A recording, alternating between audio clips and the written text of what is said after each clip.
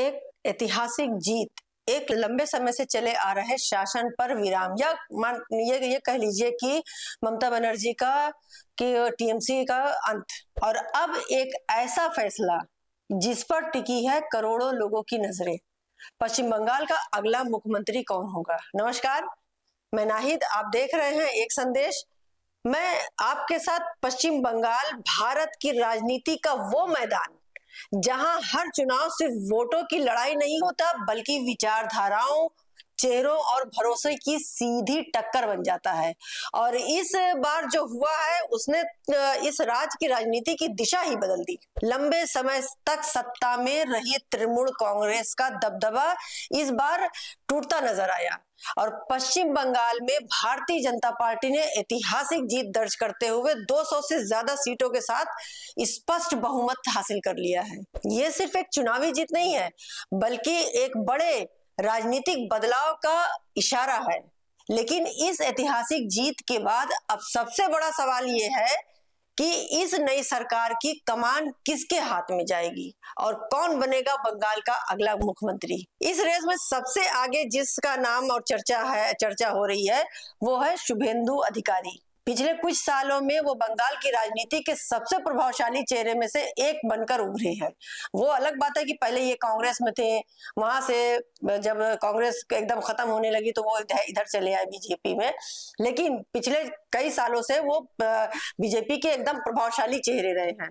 उनकी सबसे बड़ी ताकत है उनकी जमीनी पकड़, उनका राजनीतिक अनुभव और सीधे मुकाबले में जीत हासिल करने की क्षमता।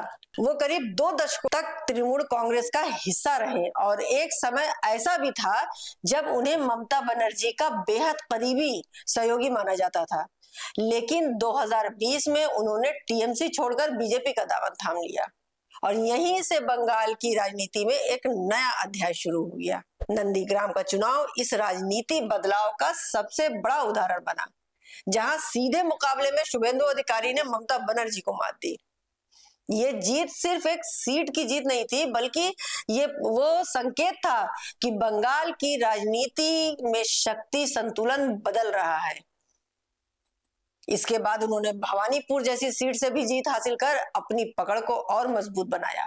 भवानीपुर जो लंबे समय से टीएमसी का गढ़ माना जाता था, वहीं से जीतना ये दिखाता है कि शुभेंदु अधिकारी अब सिर्फ एक क्षेत्रीय नेता नहीं है, बल्कि पूरे राज्य में प्रभाव रखने वाले नेता बन चुके हैं।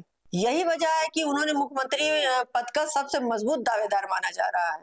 हालांकि राजनीति के में मुकाबला कभी एक तरफा नहीं होता है और इस रेस में कई अन्य और भी ज्यादा नाम शामिल हैं, जैसे दिलीप घोष, जिन्होंने 2015 से 21 तक प्रदेश अध्यक्ष रहते हुए बंगाल में बीजेपी को जमीनी स्तर से मजबूत किया था। उनके नाम की भी चर्चा हो रही है।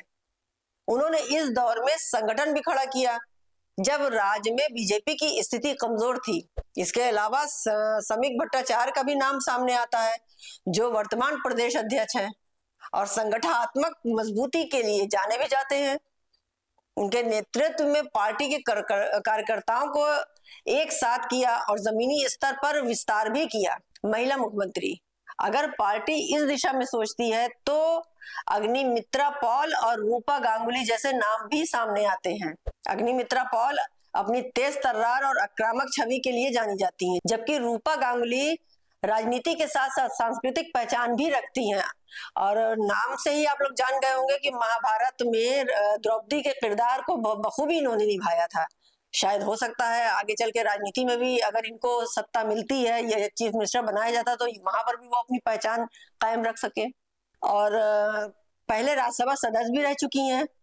ऐसे में महिला नेतृत्व के जरिए पार्टी एक अलग संदेश भी दे सकती है।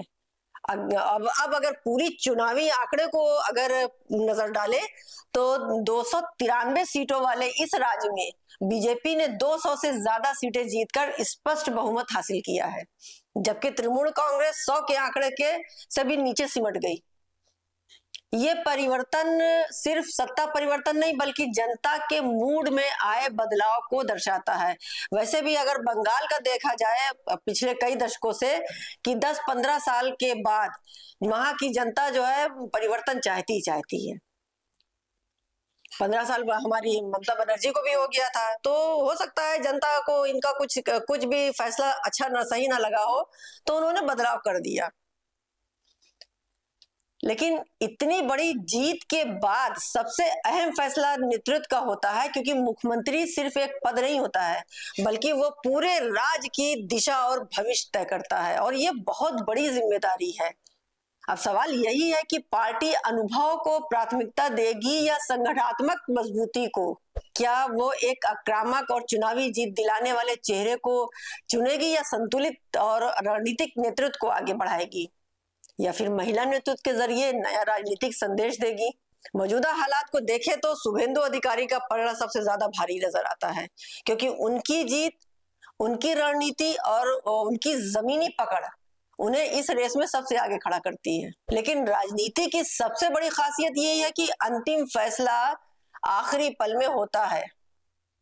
पश्चिम बंगाल की राजनीति का इतिहास भी यही बताता है कि यहाँ फैसले अचानक बदलते हैं, और वही फैसला आगे चलकर इतिहास बन जाता है।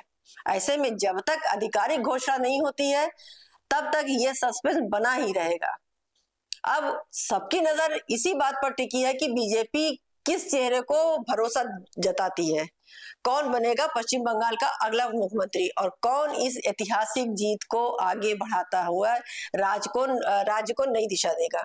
क्योंकि चुनाव जीतना एक बड़ी उपलब्धि है, लेकिन उस जीत को संभालना और जनता की उम्मीदों पर खरा उतरना, यही असली नेतृत्व की परीक्षा होती है। और पश्चिम बंगाल अब उसी नई परीक्षा के दौर में प्रवेश कर चुका है। आज के लिए बस इतना ही। देखते रहिए एक संदेश। अगला क्या होगा, कौन बनेगा, हम लोग आप टाइम पर आपको आगे पेश करते रहेंगे। तब तक देखते रहिए एक संदेश। नमस्कार, जय हिंद।